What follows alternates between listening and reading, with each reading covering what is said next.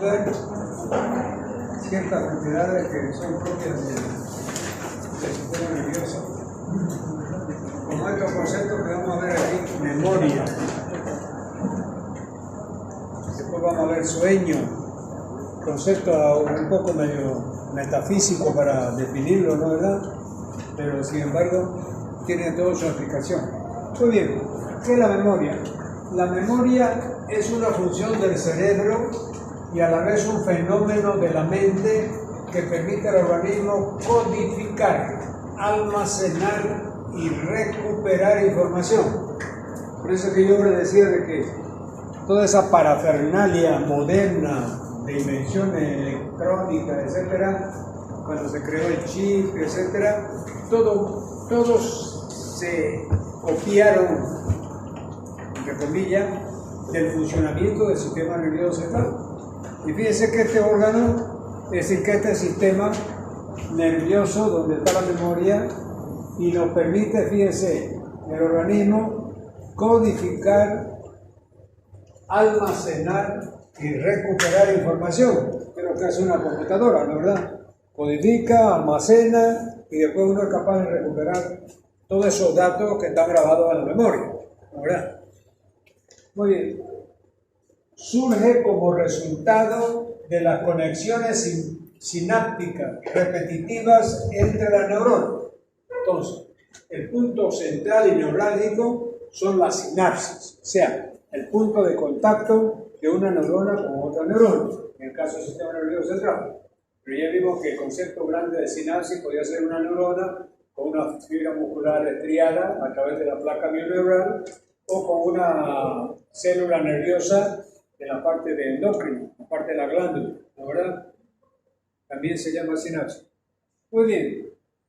Las vías nuevas o facilitadas se llaman huellas de memoria. Son importantes porque una vez que quedan establecidas es posible activarlas de forma selectiva y por los pensamientos de la mente para producir los recuerdos. Entonces, ¿qué quiere decir?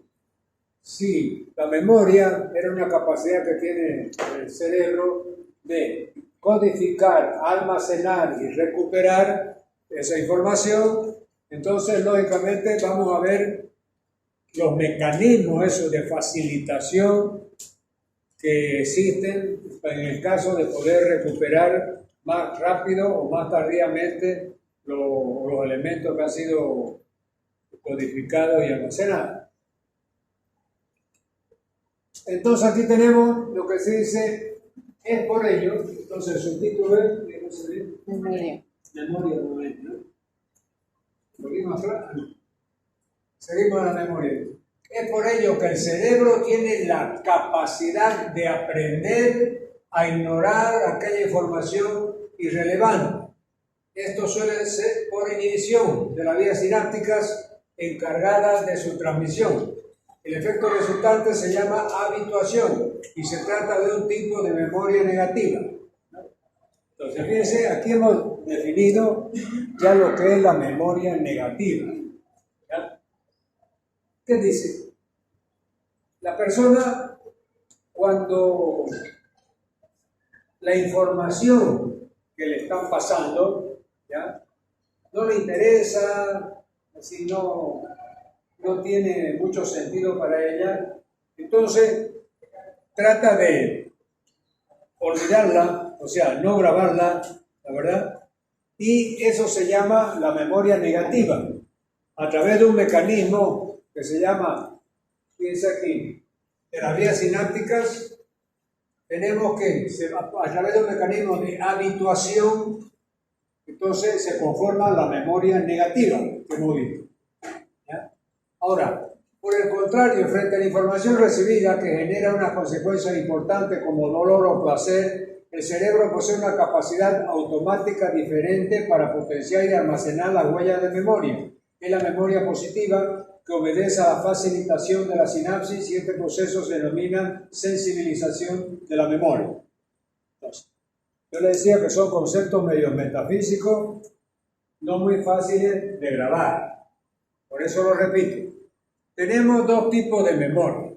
La memoria negativa y la memoria positiva. Cuando la memoria es de tipo negativa. Cuando es una información que no le interesa a la persona, no está muy interesada en almacenarla, entonces ahí a través de un mecanismo a nivel de la sinapsis, ¿ya? Es decir, y un proceso de habituación que se llama, esa memoria no queda almacenada prácticamente. Entonces estamos tratando de memoria negativa. Ahora, cuando la información es de placer, de interés, etc., entonces los mecanismos a nivel de la sinapsis, es decir, tratan de almacenarla y grabarla. Entonces, ese se llama un mecanismo de facilitación y constituye una memoria positiva. Lo leemos de nuevo el parágrafo para que vayan ustedes viéndolo en su contexto ya completo. Fíjense, memoria. Es por ello que el cerebro tiene la capacidad de aprender a ignorar aquella información irrelevante. Fíjense que yo le pongo con color diferente las palabras clave, ¿no? Entonces, ignorar aquella información irrelevante. Esto sucede por inhibición de la vía sináptica. Entonces, a través de un proceso de inhibición de la vía sináptica, entonces el cerebro trata de no grabar esa información. Entonces, encargada de la transmisión, el efecto resultante se llama habituación y se trata de un tipo de memoria negativa. Por el contrario, frente a una información recibida que genera unas consecuencias importantes como dolor o placer, el cerebro posee una capacidad automática diferente para potenciar y almacenar la huella de memoria. Es la memoria positiva, que obedece a la facilitación. Aquí fíjense, era habituación. Aquí es facilitación de la vía sináptica y este proceso se denomina sensibilización de la mente.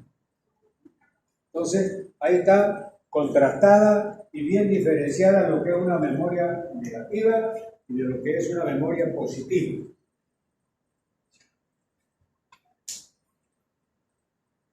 Muy bien, aquí vamos a clasificar ya los tipos de memoria que hay, ¿no?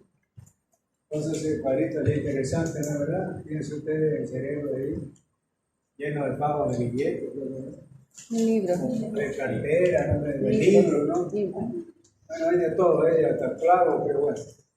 Entonces, fíjense, tenemos la memoria a corto plazo, la memoria intermedia y la memoria a largo plazo. Entonces, vamos a ver en qué consisten esos tres tipos de memoria que existen. La memoria a corto plazo contiene recuerdos que duran segundos o minutos. Pues fíjense, se los graba fugazmente, desaparecen rápidamente. Esa es la memoria a corto plazo. Segundo, memoria intermedia. Dura días o semanas, pero termina también por desaparecer. Esa es la memoria intermedia. Y en tercer lugar tenemos la memoria a largo plazo. Una vez almacenada puede recordarse años o inclusive toda la vida. Este sería con la memoria del disco duro, ¿no? ¿Verdad? De la computadora. No se borra, ¿no? Si valga la comparación. Muy bien, entonces, memoria de corto plazo, intermedio y largo plazo. Vamos a ver cuál es el título de aquí. Mecanismos encefálicos de la conducta y la motivación. Control neurohormonal de la actividad encefálica. Yo hoy estoy conmigo. Conmigo me agarró una blefaritis hoy de la día, me parecía que me había tirado un sopapo en el ojo y así se me hinchó. Comencé el viernes en la noche, sábado, domingo. Yo no soy oculista, pero yo mismo me hice el tratamiento, ¿no? Ya lunes ya mejoró.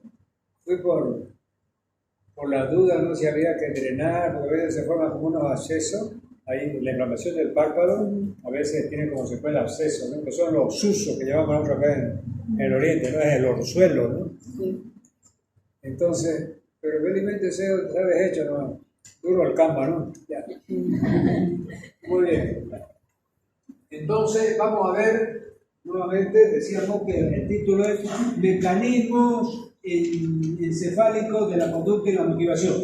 Otras dos palabras que son atractivas y que son también medias metafísicas, ¿no? Conducta y motivación, que la escuchamos en el léxico diario, ¿no? A toda hora, en la conversación, salen esas dos palabras. Vamos a ver. Dice, control neurohormonal de la actividad encefálica. El tronco encefálico activa 4 sistemas neurohormonales.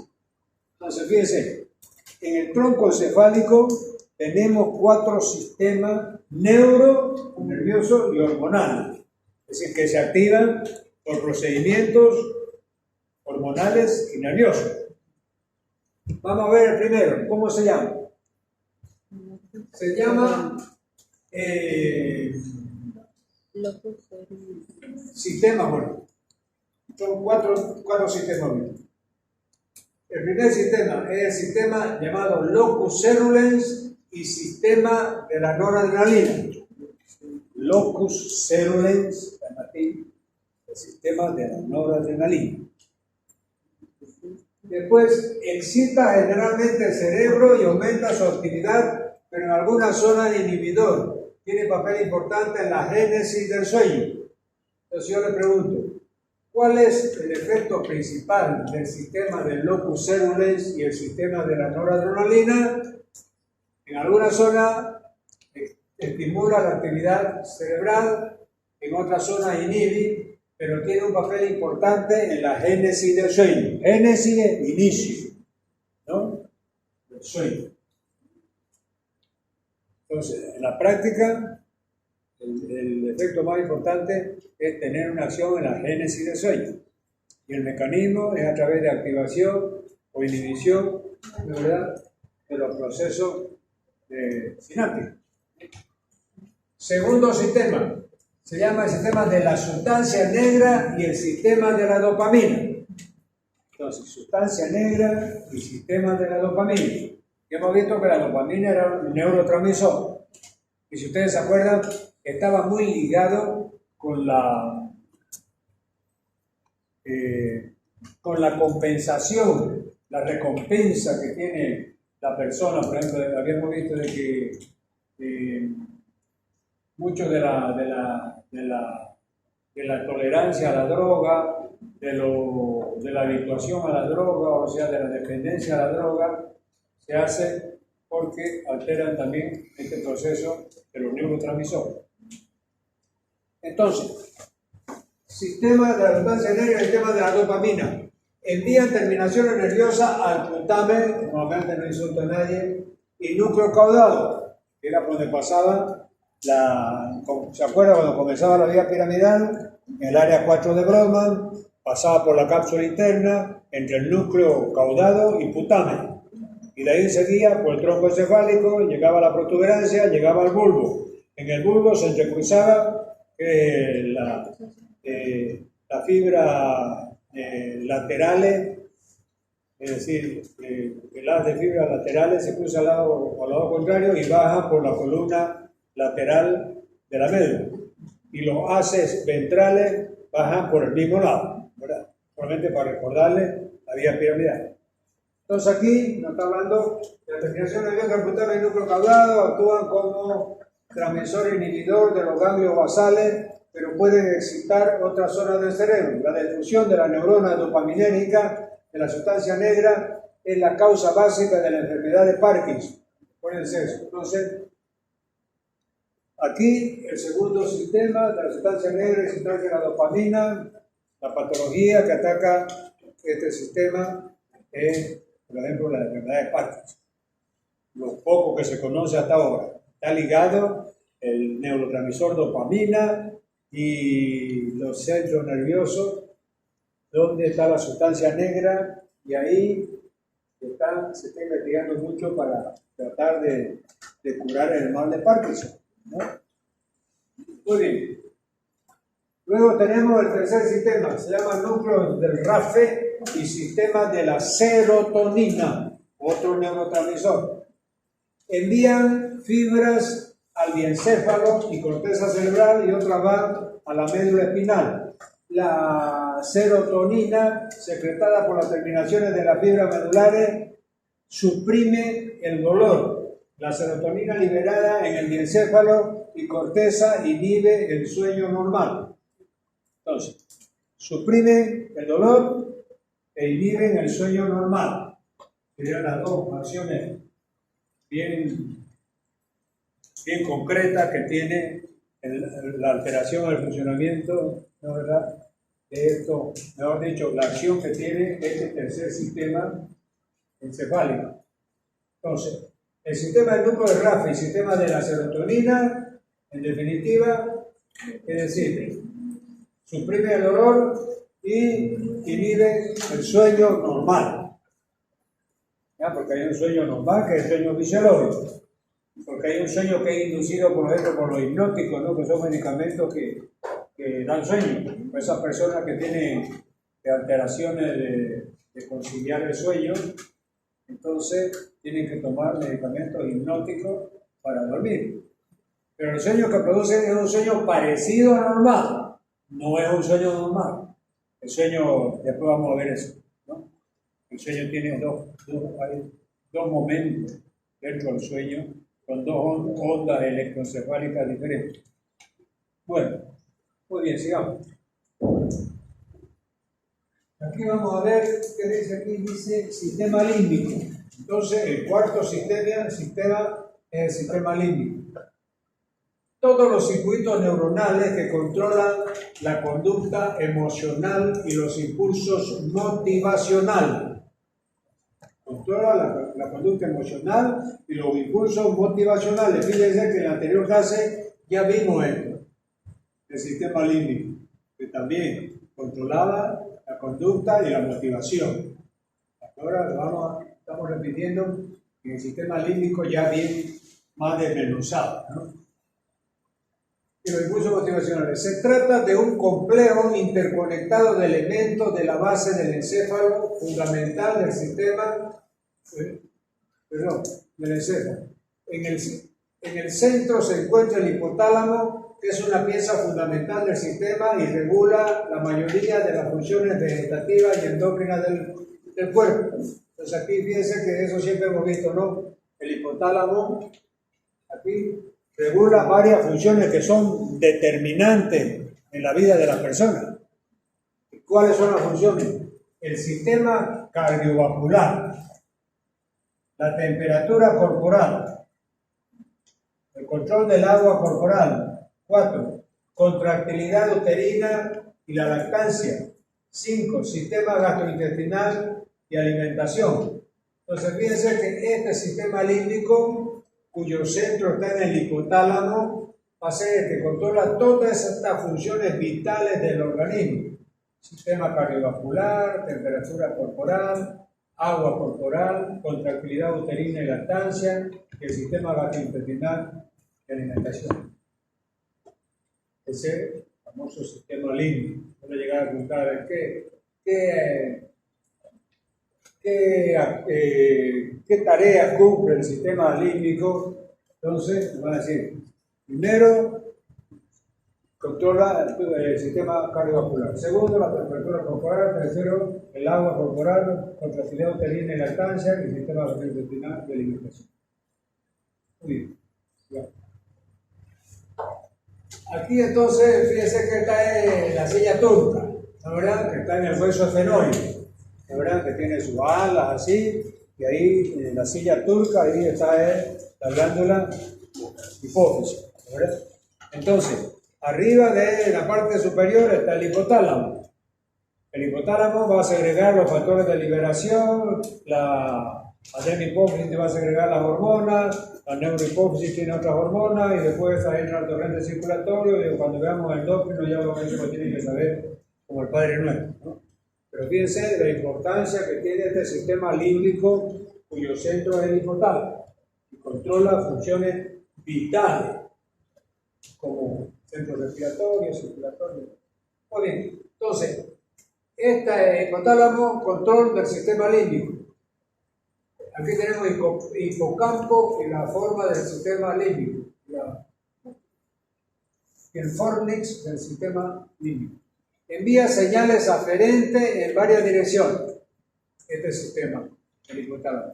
Hacia abajo, tronco encefálico, mesencéfalo, prosuberancia y bulbo, y de allí al sistema nervioso autónomo, nervio periférico. Entonces, este sistema límbico envía señales que salen, entonces son aferentes, hacia abajo, el sistema nervioso, a la zona del mesencéfalo, la protuberancia y el bulbo. Aquí en el bulbo es que está el centro de la respiración, el centro circulatorio que regula la circulación. Estos son vitales. Vimos en la anterior diapositiva que cuando estos centros se paraban, el paciente se moría. Entonces, dos, eso era hacia abajo. Dos, hacia arriba, manda señales al diencéfalo y cerebro superior, en particular al tálamo. ¿Ya? Entonces, hipotálamo manda hacia arriba, señala hacia el tálamo y hacia el cerebro. Y hacia abajo, ¿qué vamos? Aquí habla solamente hacia arriba, diencéfalo, cerebro superior y particularmente el tálamo, eso está arriba. La tercera vía, hacia el infundíbulo hipotalámico, regula funciones secretorias de la adenohipófisis. Y entonces, enviando señales al infundíbulo, va a hacer el control de la adenohipófisis que segrega esas 6 hormonas que ya vimos: somatotrofina, tirotrofina, la hormona luteinizante, folículo estimulante y luteinizante, que son las hormonas producidas por los genitales, ¿no? O sea, los ovarios y testículos.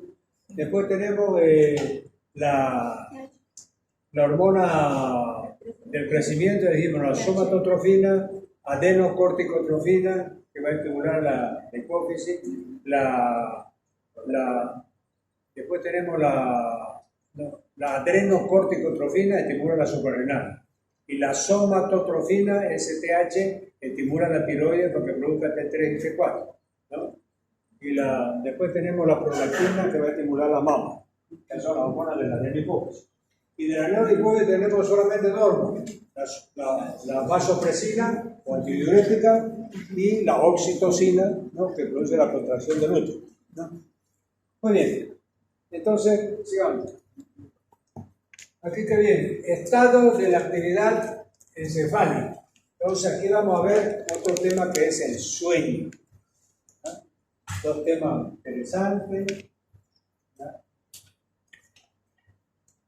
Ya vimos la memoria, conducta, motivación. Ahora vamos a ver sueño. ¿Qué es el sueño?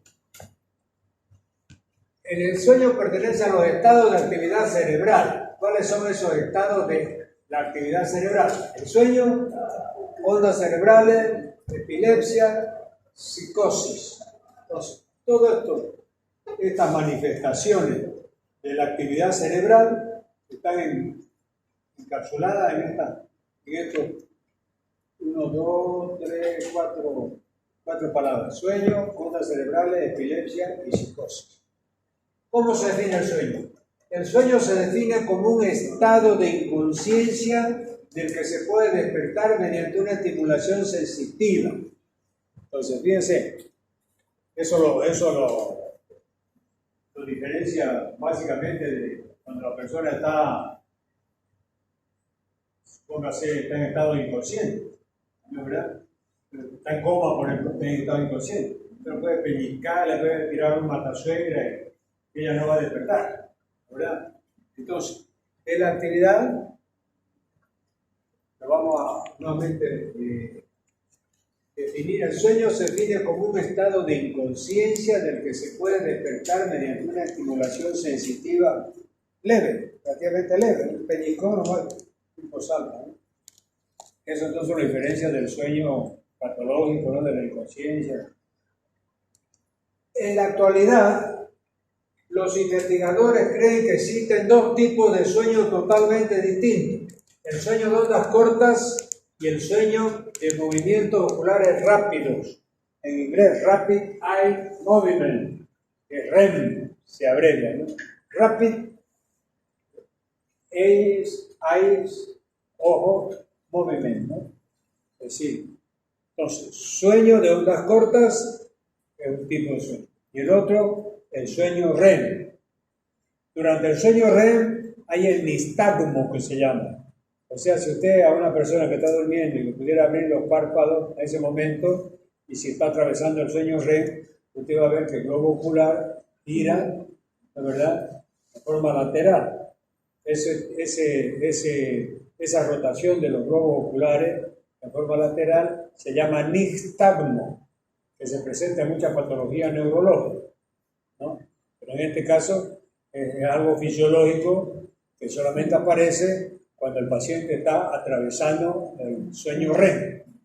Y vamos a ver que cada uno de los dos sueños de ondas cortas se intercala con, o sea, hay un periodo, 60, 90 minutos vamos a ver ahora, que tiene el sueño de ondas cortas. Ese es el verdadero sueño reparador. Ahí el paciente realmente, la respiración se hace profunda, rítmica, y ahí es que la persona descansa.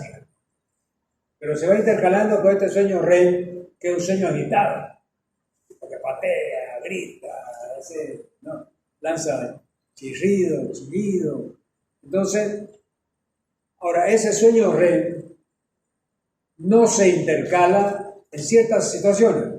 Por ejemplo, cuando hay un agotamiento, donde el paciente ha estado en una huelga de hambre, no sé, ha estado haciendo alguna actividad durante más de 24, 48 horas despierto, entonces cuando le carga el sueño, se duerme como una piedra, la verdad. Entonces, en esos momentos solamente tiene el sueño reparador, de ondas cortas. Pero normalmente, siempre el sueño atraviesa por esos dos periodos: el sueño de ondas cortas y el sueño REM. Entonces, vamos a ver. En la actualidad, los investigadores creen que existen dos tipos de sueños totalmente distintos: el sueño de ondas cortas y el sueño de movimientos oculares rápidos, Rapid Eye Movement, REM. Sueño de ondas cortas es el sueño profundo, reparador, que se comienza por la disminución del tono vascular periférico, de la presión arterial, de la frecuencia respiratoria y del índice metabólico. Durante el sueño de ondas cortas pueden producirse ensoñaciones, pero no se recuerdan. Fíjense que nosotros decimos, bueno, no dormí porque no tuve sueño. Después uno dice, yo soñé que, qué sé yo, es la película que uno ve durmiendo, ¿no, verdad?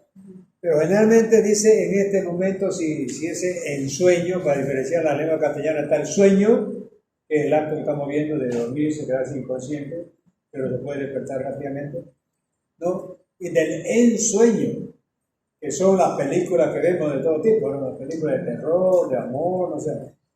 Entonces, aquí dice de que durante este periodo de sueño de ondas cortas, puede haber ensueño, ¿ya? Pero que tiene una amnesia que al día siguiente no se acuerda de sueño. Ustedes han visto que a veces uno recuerda algo de su sueño y a veces no recuerda nada, ¿no? Muy bien. Entonces, metabólico, sueño REM es llamado entonces, ahora, ese es el sueño de una cosa. Sueño REM es llamado sueño paradójico. El cerebro es muy activo y va acompañado de contracciones de los músculos esqueléticos. Es típico que el sueño REM dure entre 5 y 30 minutos. Bien, de 5 a 30, de 5 a media hora dura el sueño REM. Y que se repite a intervalos iguales de 90 minutos. O sea, cada 90 minutos hay media hora de sueño REM. Y después otro tanto del sueño de ondas cortas. Y que se repite a intervalos iguales de 90 minutos. Cuando una persona está muy cansada, el sueño REM puede faltar, pero reaparece cuando la persona está descansada, es lo que yo le decía. Si está agotada por alguna actividad anterior que hizo, en ese caso va a desaparecer el sueño REM, que no es el reparador, y solamente va a tener en esos días, en esos momentos, el sueño de onda corta, que es el verdadero sueño reparador.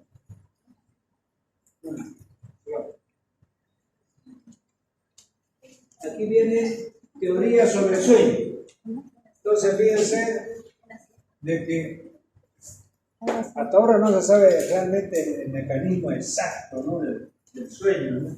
Hay algunas teorías que son las más aceptadas. Hay dos teorías. Una dice la siguiente: teoría pasiva del sueño. No sé si ustedes, pero yo me recuerdo cuando estudié la carrera de medicina en la Argentina, me metía mucho en anatomía, me recuerdo yo, la famosa el sistema reticular activador ascendente. ¿Ya? El sistema reticular activador ascendente, que es un sistema que aparentemente activa todos los otros sistemas en el cuerpo. Entonces, esta teoría se agarra de ese famoso sistema activador y dice lo siguiente: propone que las áreas excitadoras altas del tronco encefálico, abre paréntesis, sistema reticular activador ascendente, se fatigaban a lo largo del día y se inactivaban. O sea, la persona despertaba a las 6 de la mañana, díganme. Entonces su sistema activador reticular ascendente estaba súper activado, estaba con todas las pilas cargadas. Y al pasar el día, es decir, se iba descargando ese sistema reticular activador ascendente, hasta que llegaba, no sé, a las 12 de la noche y el paciente se quedaba dormido, ¿no? Agotado, ¿no? De la faena del día y con el sistema reticular activador ascendente descargado prácticamente. Y dice, después vino otro, no, eso es chavite pastillero, el sistema reticular ascendente. No. La teoría del sueño es la siguiente: existiría un centro del sueño en la parte medial de la protuberancia, que inhibe a otra parte del cerebro. O sea, si hay un centro del sueño en la protuberancia, es decir, llegado el momento del cansancio, del agotamiento, es decir, ese centro del sueño sería inhibido por ese sistema de agotamiento, de cansancio, etc., y se desconectaba y el paciente quedaba dormido. Entonces, las dos teorías son: la teoría del sistema reticular ascendente, con el correr del día se descargan las pilas, se agota, el paciente se duerme. Y el otro no, que dice, hay un centro, debe haber un centro en la protuberancia, que es el centro del sueño, que es el que se va a desactivar por el cansancio, por el agotamiento, y el paciente se va a quedar dormido. ¿Está bien? Muy bien. Ahora vamos a ver aquí que hay. Dice sistema nervioso autónomo. Por aquí no puede faltar en todos lados. En circulatorio también vimos algo, ¿no? Dice, las fibras nerviosas simpáticas y parasimpáticas secretan acetilcolina y noradrenalina, o noradrenalina. Todas las neuronas preganglionares, tanto el simpático como el parasimpático, son colinérgicas. También son colinérgicas las fibras postganglionares del parasimpático. Por otro lado, la mayor parte de las fibras postganglionares del sistema simpático son adrenérgicas, excepto las que inervan las glándulas sudoríparas, los músculos piloerectores y algunos vasos sanguíneos que son colinérgicos. Todo ese despelote que uno sabe si son las preganglionares, son adrenérgicas o colinérgicas, aquí está resumida con distintos colores. Entonces, el sistema nervioso parasimpático secreta acetilcolina en su fibra preganglional y en su fibra postganglional. Ahora, el simpático secreta acetilcolina en la preganglional y noradrenalina en la postganglionar. Ahora, hay una excepción en el simpático. Fíjense, aquí dice, a excepción de estos elementos que los nombra aquí, músculos pilorectores, aquí está la glándula sudorípara, etcétera, etcétera, y algunos vasos sanguíneos que son colinéricos. ¿Está bien?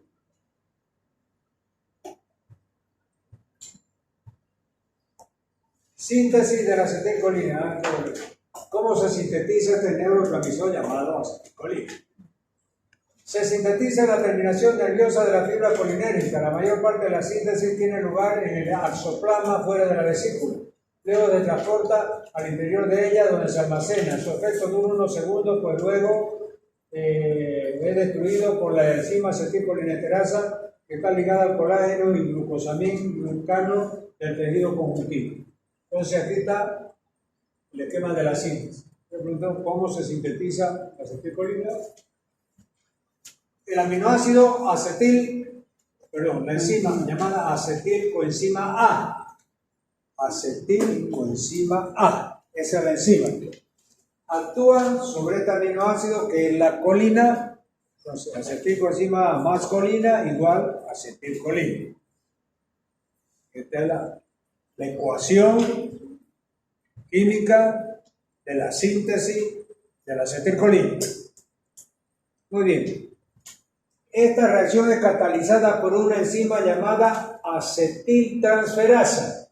Entonces, si ustedes quisieran hacerla más exacta químicamente, entonces tendrían aquí.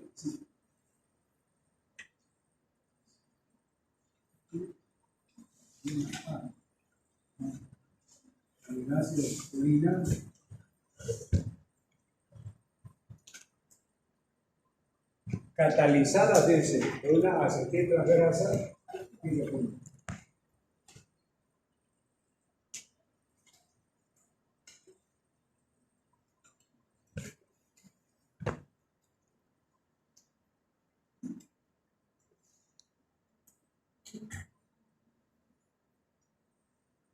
Esta es la ecuación completa de la síntesis de la acetilcolina. ¿Y cómo se destruye? No sé.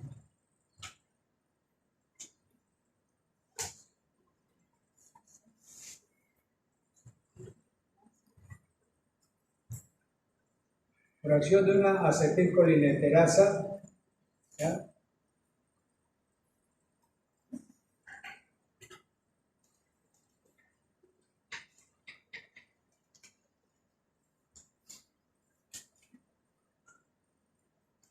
Se transforma en acetato y colina.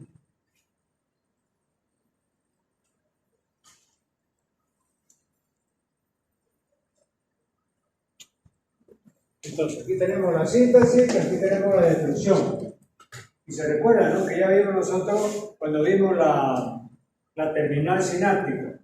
Dijimos que el neurotransmisor residual que quedaba en la hendidura sináptica corría 3 caminos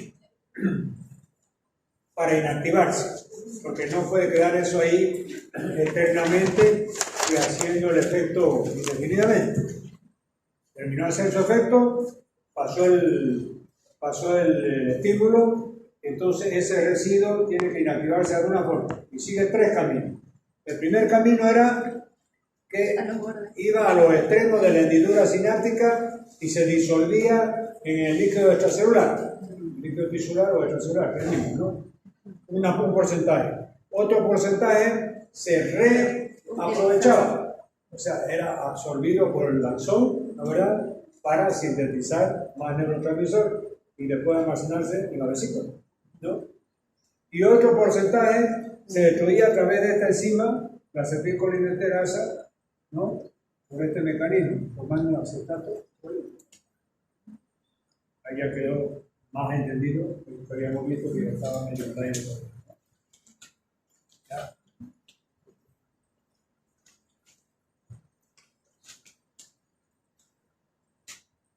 Entonces ahora vamos a ver la síntesis de la noradrenalina, que el otro neurotransmisor adrenérgico, ¿no? Entonces aquí fíjense, esta ya es más larga. Fíjense, tiene 1, 2, 3, 4 pasos aquí en la sinapsis y el último paso en la médula suprarrenal. Entonces, el primer paso, fíjense, se inicia en el exoplasma de las terminaciones nerviosas adrenérgicas y se completa en el interior de la vesícula. Entonces, el aminoácido, perdón, ustedes saben que hay la tirosina, un hormona, ¿verdad? T3, perdón, esta aquí es aminoácido, no hay que confundir. Tiroxina con X es la tetrayodotironina, que es una hormona segregada por la tiroides, ya lo vamos a ver. ¿Ya? Esa es tiroxina con E. Y tiroxina con S es el aminoácido tirosina. Entonces, este aminoácido tirosina, catalizado por una enzima llamada hidroxilasa, el mecanismo de hidroxilación, la enzima hidroxilasa se transforma en dopa. La dopa, por otra enzima de descarboxilasa, un proceso de descarboxilación, se transforma en dopamina. El paso 3, transporte de la dopamina al interior de la vesícula. Entonces aquí ya se generó la dopamina y ya en la vesícula donde se almacena, ahí dentro, ya hay esto el cuarto paso. La dopamina por hidroxilación en noradrenalina. Y ahora esta noradrenalina ya, el último paso es la médula suprarrenal. La reacción continúa un paso más y transforma el 80% de la noradrenalina en adrenalina por ventilación. Entonces aquí tenemos noradrenalina a través de una metilasa, por el proceso de ventilación, se transforma en adrenalina. Entonces todo eso es el proceso de síntesis de la adrenalina. De la noradrenalina, que es el otro neurotransmisor simpático.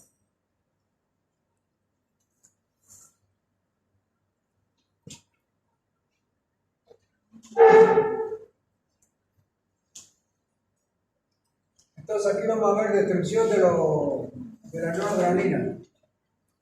¿Cómo se destruye? También fíjense recaptación, difusión y destrucción por enzima tisular.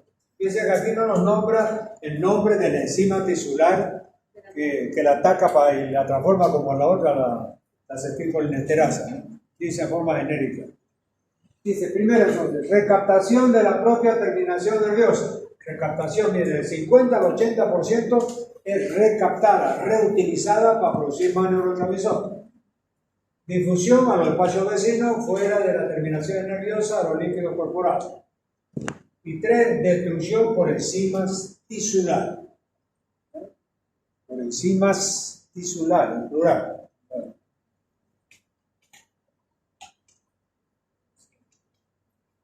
Ahora vamos a ver aquí dónde están los receptores, ¿no?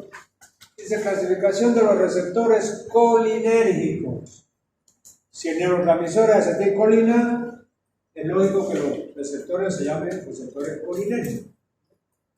Entonces, acetilcolina, receptores colinérgicos. Fíjense, hay de dos tipos. Los receptores nicotínicos y los receptores muscarínicos. Nicotínicos y muscarínicos. El gráfico de abajo muestra las dos principales familias de receptores, colinérgicos, muscarínicos y nicotínicos. Desde el punto de vista estructural, los receptores muscarínicos son receptores acoplados a la proteína G. ¿Se acuerdan que vimos el transporte de membrana de la famosa proteína G, no?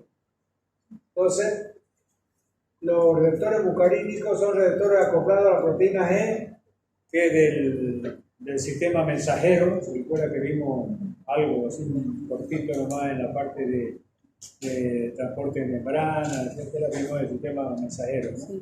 Y ahí vimos esa famosa proteína G, que era la que yo le dediqué un párrafo de qué era lo que tenían que saber. Intervenía en la herencia, intervenía en 2 o 3 funciones que después vamos a repasar. Bueno, pero aquí está, entonces el muscarínico son receptores acoplados a proteína G, mientras que los nicotínicos son receptores del tipo de canal iónico. Entonces yo le pregunto cuál es la diferencia estructural íntima entre el receptor de los, mejor dicho, el mecanismo de los receptores muscarínicos, que es a través de la proteína G, y de los receptores nicotínicos, que es a través del canal iónico. ¿Se acuerdan? ¿No? Canal iónico puede ser catiónico para la positiva y aniónico para la negativa, en el transporte membrana. Muy bien, entonces, tipo de canal iónico pueden encontrarse a ambos lados de la sinapsis presináptica y postsináptico. Por su relevancia clínica y los fines didácticos de este artículo, nos focalizamos solo en los postsinápticos. Vamos a ver. Ahí está. Entonces, aquí fíjense que receptores colinérgicos. Dice, la acetilcolina es un neurotransmisor clave que actúa en un amplio número de tejidos del proceso fisiológico. El esquema muestra las tres principales ubicaciones de los receptores colinérgicos. Entonces, ¿dónde están localizados los receptores colinérgicos? En tres lugares. Uno, sistema nervioso central, porque hemos visto que los colinérgicos son de dos tipos, muscarínicos y nicotínicos.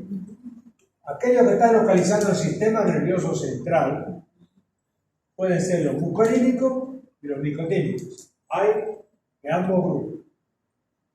Los localizados, fíjense, en los ganglios autonómicos hay muscarínicos y nicotínicos.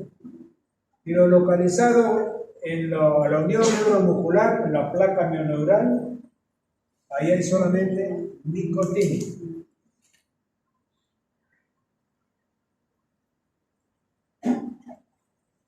No conforme con eso, vamos a desmenuzarlo más. Está interesante. Entonces, fíjense lo que yo les decía, este esquema también les puede hacer grabar. Aquí tenemos la primera neurona. Aquí tenemos la segunda neurona. ¿No? Entre la primera neurona y la segunda neurona está la fibra presináptica. Entre la segunda neurona y el músculo efector, el neurona efector, está la postsináptica, ¿verdad? Entonces, fíjense ustedes, ACH está en verde, acetilcolina. Fíjense, la fibra presináptica en el simpático segrega acetilcolina. La fibra presináptica en el parasimpático, por supuesto que segrega acetilcolina. Ahora, la postsináptica en el parasimpático sigue segregando acetilcolina. Pero la postsináptica ya en el simpático segrega adrenalina, noradrenalina, a excepción de los músculos piroelectores, de las glándulas sudoríparas y de algunos vasitos capilares cercanos. Entonces aquí ha quedado ya mal. Entonces ya no hay nada para qué leer esto, porque esto lo que está explicando esto. Entonces, esto es más largo que un carnaval central. Vamos a leer rápidamente. La acetilcolina actúa sobre el sistema nervioso central y periférico. Este a su vez se divide en somático y autónomo. El sistema nervioso autónomo ejerce sus acciones a través de dos ramas antagónicas, el simpático colinérico y el parasimpático colinérico. Observando la imagen del panel, puede apreciar que tanto el sistema simpático como el parasimpático están modulados a nivel preganglionar por la acetilcolina. Estas moléculas se unen a receptores nicotínicos en los ganglios autonómicos para producir la liberación de la noradrenalina y se estimula una sinapsis simpática o de acetilcolina en el caso de la sinapsis colinérica. Entonces, es lo que hemos visto aquí. Pero vamos a ver. Aquí, receptor del sistema nervioso central, nicotínico o muscarínico. Entonces, eso lo vamos a ver mejor aquí.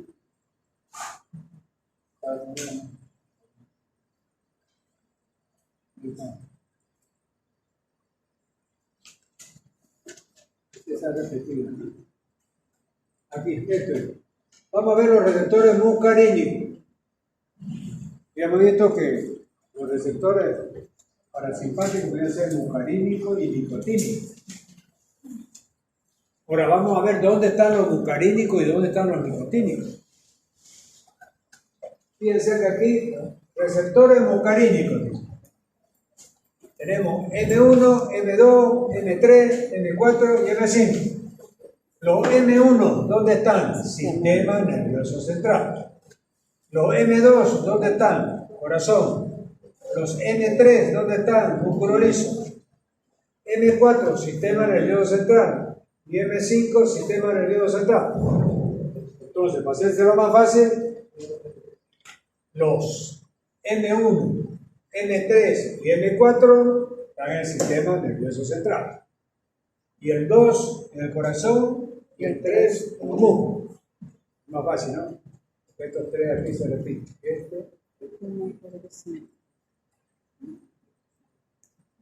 Eso es lo que dice aquí. Los receptores muscarínicos tienen la capacidad de ligar tanto acetilcolina como muscarina. La muscarina es un alcaloide que se encuentra presente en algunos hongos venenosos. La transmisión colinérica mediada por la acetilcolina tiene lugar principalmente en los ganglios autonómicos, en los órganos inervados por las ramas parasimpáticas del sistema nervioso autónomo y el sistema nervioso central. Desde el punto de vista estructural, los receptores muscarínicos son receptores acoplados a la proteína G. Estudios de Britney han identificado 5 subclases, M1, M2, M3, M4 y M5. La imagen muestra su respectiva ubicación.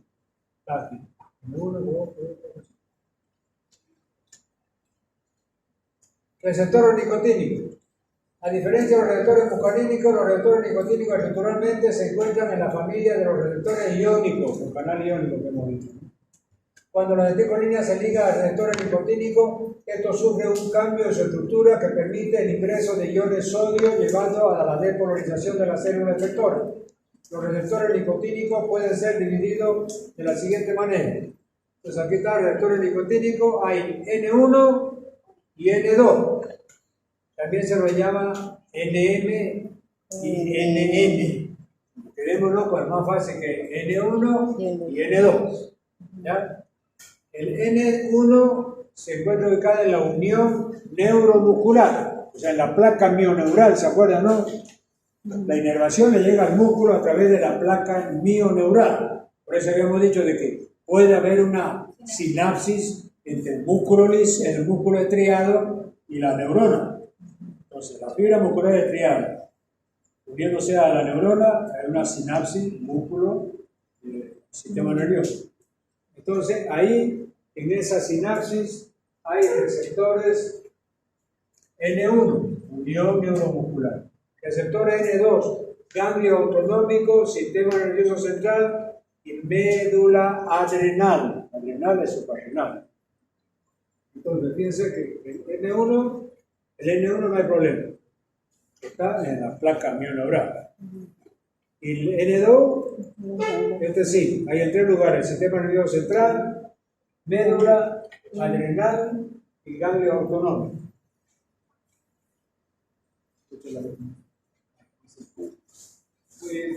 Entonces nos queda una frase más.